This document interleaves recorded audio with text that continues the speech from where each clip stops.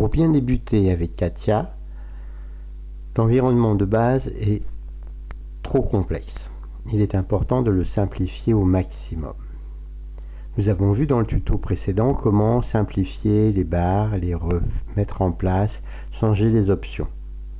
Mais ceci est très difficile quand on débute vraiment sur Katia. Aussi dans ce Katia FAO tuto, nous allons voir une configuration de base, des 4 settings de base qui permettent de faire l'ensemble des tutos de Katia FAO tuto. Petit rappel, pour savoir où sont les 4 settings, les fichiers qui nous permettent de configurer Katia automatiquement au niveau de l'environnement, il suffit d'aller voir dans le répertoire d'installation de Katia. Ici, par défaut, c'est programme file x86 parce que je suis sous 7 Dassault Systèmes B21 Intel A. Et dedans, il y a forcément un fichier qui s'appelle envdir.txt. Ce fichier envdir.txt contient une seule ligne qui vous rappelle où sont les 4 settings. Ici, dans C, programme data, Dassault Systèmes 4 env.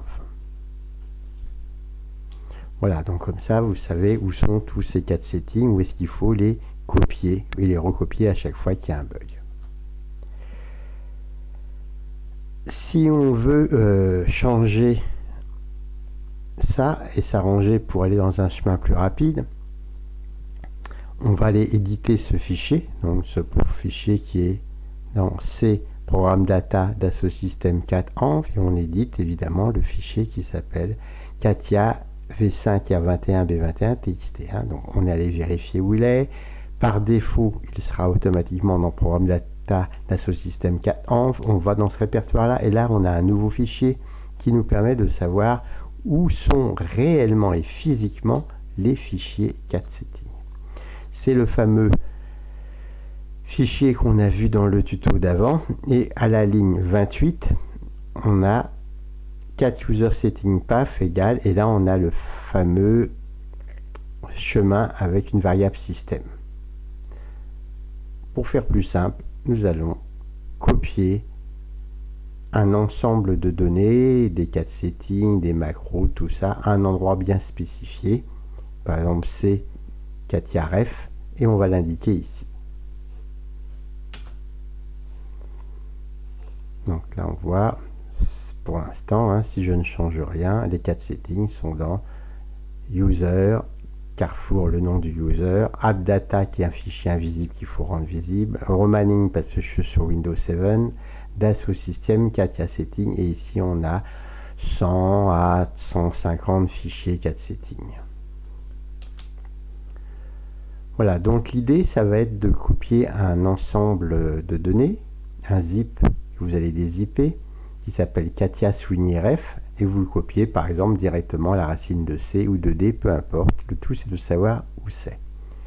Et dedans, on va avoir un répertoire 4 settings actifs dans lequel on va mettre tous nos 4 settings qui vont bien, c'est-à-dire très simplifiés pour bien débuter ou adapter à ce que vous voulez. Vous voyez ici par exemple mis en mémoire des 4 settings pour les R18 et des 4 settings pour les R20. Il y a également ici, on aperçoit un fichier macro dans lequel on pourra mettre des macros pour le dessin, manufacturing dans lequel on mettra tous les post-processeurs et les macros liés à l'usinage, SEPC qui est un système expert pour les paramètres de coupe. Voilà, donc l'avantage c'est que quand vous copiez tout ça dans Katia ref, que vous mettez dans C, dans D où vous voulez, il y a tout d'un coup. Mais il faut dire à Katia que les nouveaux 4 settings sont ici. Donc comment on fait? On reprend la ligne de tout à l'heure et on remplace. Donc voilà, c'est Katia ref 4 settings actifs. Vous voyez exactement le chemin que j'ai ici. Voilà, une fois que je l'ai activé, c'est Katia setting actif, et dedans j'ai tous mes 4 settings. Voilà, donc ça permet de tout mettre au même endroit et surtout de copier-coller les macros, les post-processeurs, tout sera dans Katia ref, je l'indique à Katia, et après tout se passe bien.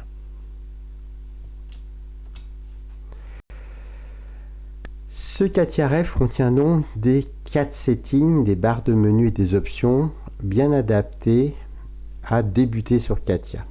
Par exemple, ici, vous voyez l'environnement CATIA, pas de barre en haut de préférence, pas de barre à gauche, une barre en bas relativement réduite, et la barre à droite qui contient tous les outils de l'atelier, le réduite à sa plus simple expression. Vous voyez ici, en plus gros, la barre de tournage. Voilà, avec cette barre de tournage, vous faites tous les TP de tournage. Avec cette barre-là, vous faites tous les TP de fraisage. Donc elle viendra évidemment à la place de celle-ci, hein, elle sera à droite. Toujours rien en haut, toujours rien à gauche, une barre très réduite en bas, et à droite, il y aura cette barre-là, vous voyez, le même type de difficulté qu'en tournage. Avec ça, on fait tous les usinages de base du tuto. Une barre qui paraît plus complexe, ça va être celle des ensembles, qu'on aura besoin d'utiliser pour faire des assemblages, si on veut assembler une pièce sur un porte-pièce, par exemple, ou alors importer un ensemble lui-même assemblé. Donc voilà la barre qui est ici, qui viendra à droite, qui rentre juste dans l'écran. Avec ça, vous avez tout ce qu'il faut pour non seulement lire des assemblages, mais les modifier et même les faire. Il faudra peut-être des fois créer des pièces, parce que les pièces ne vous seront pas fournies. Si les pièces sont à créer, vous avez ici 2 barres, hein, donc c'est un petit peu plus compliqué qu'avant. Au lieu d'avoir une barre, on en a 2. Pourquoi? Parce qu'il y a des modules, comme ceux que vous voyez ici en bas, qui sont une autre façon de faire les pièces. Personnellement, moi je fais toutes les pièces avec des esquisses et j'utilise la barre qui est là, mais il est possible de faire des corps et les assembler en booléen et les extraire. Il est aussi possible de prendre des surfaces et les épaissir. Donc le bas est utile pour les gens qui ont d'autres habitudes que les miennes. Moi personnellement, juste avec celle du haut, ça me suffit. Donc ça c'est pour dessiner ou modifier une pièce existante, et notamment en FAO, on aura souvent besoin de rajouter des points, des droites ou des plans pour pouvoir mieux définir notre usinage. Le reste, normalement, si la pièce est déjà fournie, nous n'avons rien de spécial à faire. Dernière barre que nous allons utiliser, à chaque fois qu'il y aura une esquisse à faire, si on veut faire soi-même sa pièce, ou modifier, pour modifier, en cliquant sur esquisse, va apparaître la barre qui est ici, qui est une barre simple, hein, puisque celle que vous voyez derrière, c'est celle qui reste des pièces. Voilà, avec tout ça, vous faites toutes les esquisses, les formes, les cercles quelconques, les axes, les points, les cotations sur esquisse, les contraintes, et puis les arrondis, chanfreins et autres. Voilà.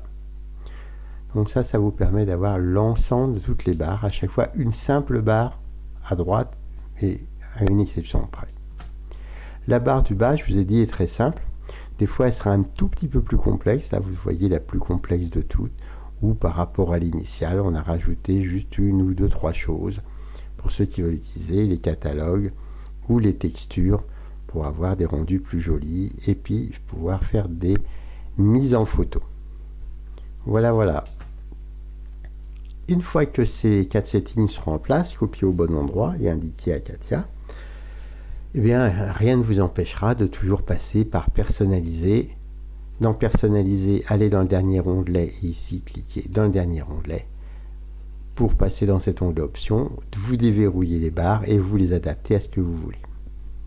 Voilà, en théorie, il n'y a pas besoin de beaucoup les bouger, mais si vous rentrez dans un atelier qui n'est pas configuré, puisque là, les ateliers configurés sont fraisage simple, 3 axes et demi, tournage, 2D, assemblage de pièces, création d'une pièce et création d'une esquisse. Il y a donc 5 ateliers qui ont été configurés. Si vous utilisez les autres, vous pouvez le faire vous-même avec la procédure que nous avons vue dans le tutoriel précédent.